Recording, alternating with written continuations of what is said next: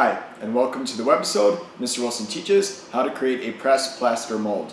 Today you're going to be learning how to create a mold using clay, plaster, and a few other supplies so that you can replicate an object easily and fast. Want to have molded. And remember, the point of creating a mold is to make something that you would want a lot of. So the piece I've made here is a test tile. So this is used in the ceramics field to test your glazes. And you'll notice there's some grooves, and that's because I want to see how the glaze sort of embeds into each of these little crevices and runs off the sides. So there's a reason for each of the designs in here. So I want a lot of these, and I want them to all be the same. So that is why we're going to mold it. And you'll also notice it's very draftable. What that means is each of the edges has a curve. That way when this is in the mold, I can easily pop the clay right out. If it has any sort of curve, so for example, if I had a piece that came up and then curved over, that would obviously get locked in with plaster, and then you won't be able to pull it out. So it has to be draftable for it to work when you're doing a simple press mold. If you're trying to create something that does overlap like that, then you need to create a 2-part or 3-part mold, which we'll get into when I show you the slip casting as well. So I've got my object. I'm going to start by just wetting the table a little bit. What this does, turn it on, it creates a bond that the clay can stick to. And then I also go through and I have the edges sealed to the table. So we don't want any of the plaster to go underneath it. If that were to happen, then our clay would be locked in. So I'm sealing it to the table, and then I'm going to create a clay wall. And the reason we have to make a wall is so that we can pour the plaster in, and then it will hold the plaster until it has time to harden or dry. You can also use the plaster to create a slump mold. So you don't need a wall to do that. You just need the plaster to sit a little longer, and then you sort of slop it on, and it'll be far enough set that you can let it stay in the same place without a wall. But this is actually a lot easier to do and more precise by creating a wall. And it doesn't necessarily have to be clay. A lot of people use metal flashing, and they'll put it all the way around and just sort of seal it to the table. I like using clay because you can just change the shape, and then you can decide exactly how you want it and warp it. So I got to create the wall all the way around, making sure that's sealed to the table. And you'll notice the space I'm leaving, so you want about 1 inch around. And it's also going pretty far up, so you don't want to make your mold too thin, or when you go to press into it, it'll crack. And over time, they usually do get a lot of wear and tear, and they end up cracking.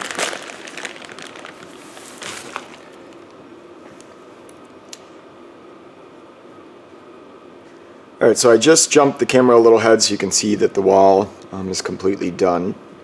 And the next step you have to do is create a release. So they do sell a mold release that comes in a spray can that you can buy, but the cheaper alternative that I use is Murphy's oil soap. And this stuff you can just find in this grocery store or Walmart.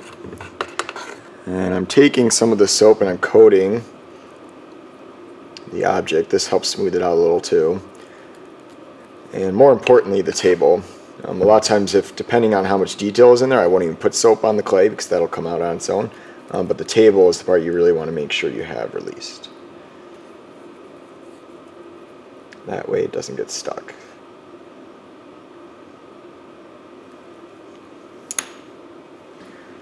Okay, the next step is creating the plaster. So to create plaster that will harden, it's all a chemical reaction. So you're going to start with a bucket and add in your water. And there is actual measurements. It's about half and half water versus plaster, but I find it easier just sort of eyeball it. So I usually start, I need a little more water than that. It's better to have too much than not enough because it's hard to make it fast enough if you run out midway through a mold. I'm going to start by pouring in some. And the hotter the water, the faster this chemical reaction goes. So if it's your first time, use cold water. That way you have more time. And when you do this, you're supposed to sift it in. So take your hands and slowly sift. That way it hits a bigger surface area and it goes into the water better. And you'll notice that it's starting to island up. And then it'll start to fade away into that water. So once you start to get that island, that tells you that you're getting enough plaster in there. And the more plaster you add, the faster this goes. So again, if it's your first time, so a little bit of plaster at a time and work your way up. When you mix this, you don't want to swell it around. That will add in a lot of extra air.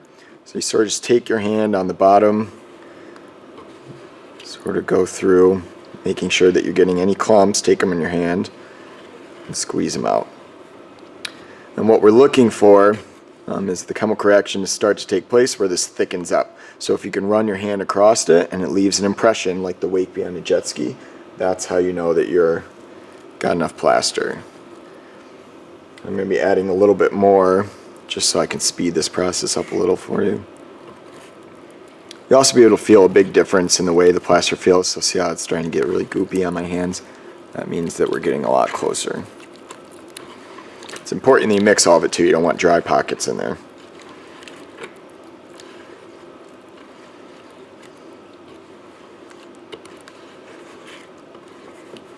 Alright, we're almost there. Let's get a little bit more in.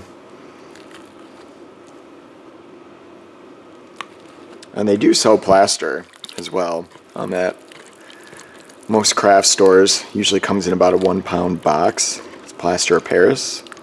And they also sell it in cloth form where you can cut it and mold it over things, which you can see in our other video, Mr. Wilson teaches Greek-inspired mass. Alright, so it's starting to thicken up. So when I run my hand through it, you can see that there's still a mark. So I'm just going in and making sure I get all those dry areas. Make sure you get all around the sides. And it's important to note too, this stuff cannot go down the drain. If it does, it will harden and clog your pipes. So you have to make sure that you just rinse out the bucket and let it sit, and then throw it out in the garbage after you sift the water off the top. Alright, so you can see the wake. Next thing I'm going to do is try to get rid of all the air bubbles that I created while mixing. So just take it and hit it a few times. See the air bubbles coming up to the surface. And I'm going to pour from the side and let it rise up into the piece. It's hard too to know exactly how much you need to fill a mold. So I've been doing this for quite some time, so I know roughly how much water it takes to fill in a mold. But like I said, better to have more than enough than to run out. Alright, after you add in the plaster, hit the table a few times, bring up any air bubbles. You can also take a paintbrush and go down there and through the plaster and make sure it's bonded, but as I was pouring it, I was making sure that was happening. I'm going to pop some of these bubbles. You want to make sure it's flat across, and then you wait. It takes about 10 minutes or so for it to start to harden. Really depends on the temperature of water and how much plaster you added, but we'll cut right to where it's hardened, and I'll show you the next step. Okay, so the plaster is now hardened. It's pretty simple to pop off. We're going to start by pulling back our clay.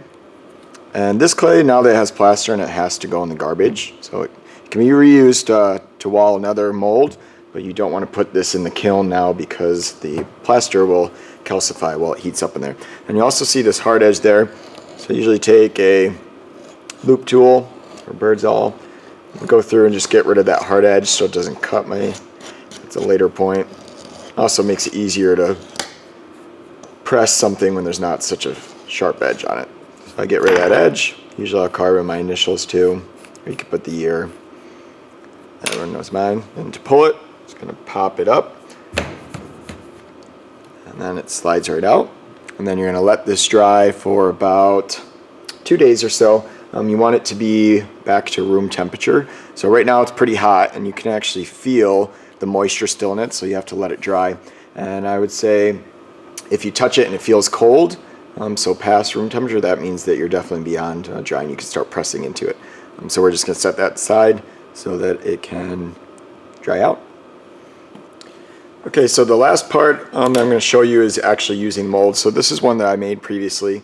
It took about 2 days for it to dry out completely, and now it's ready to be used. You're going to start by taking your regular clay, and you can hand wedge this. That's when you take it, and we're getting rid of all the air bubbles.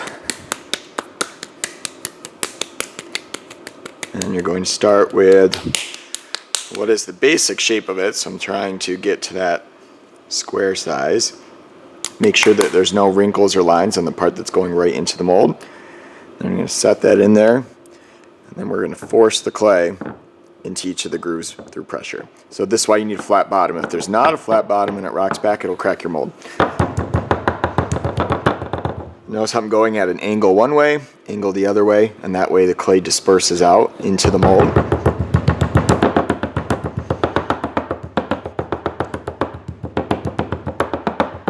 And if your mold is too thin, that'll also break when you go to put this pressure on.